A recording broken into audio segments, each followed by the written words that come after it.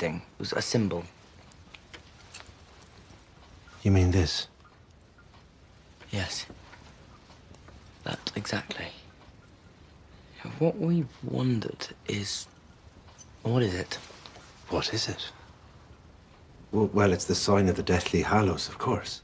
The what? The what? The Deathly Hallows. I assume you're all familiar with the tale of the three brothers. Yeah. Yes. No.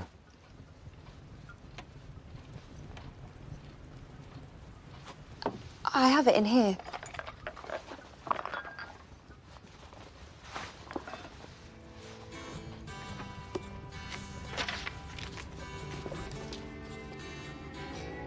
There were once three brothers who were traveling along a lonely, winding road at twilight.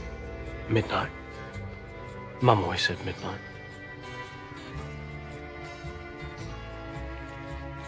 But twilight's fine. Better, actually. Do you want to read it?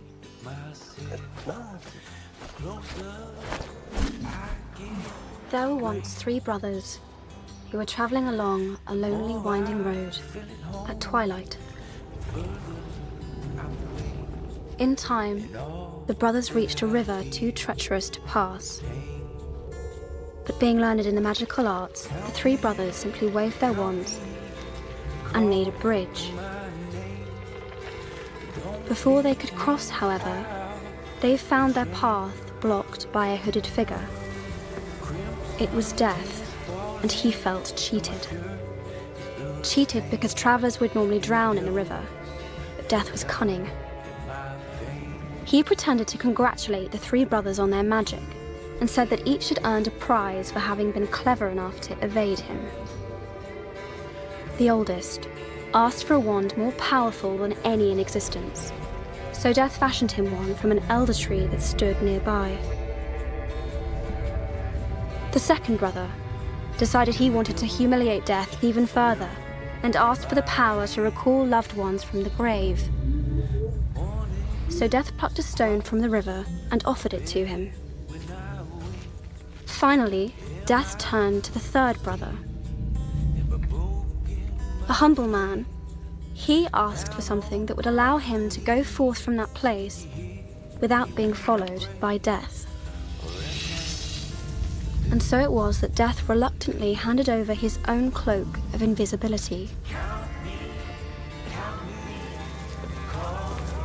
The first brother traveled to a distant village, where with the elder wand in hand, he killed the wizard with whom he had once quarreled. Drunk with the power that the elder wand had given him, he bragged of his invincibility.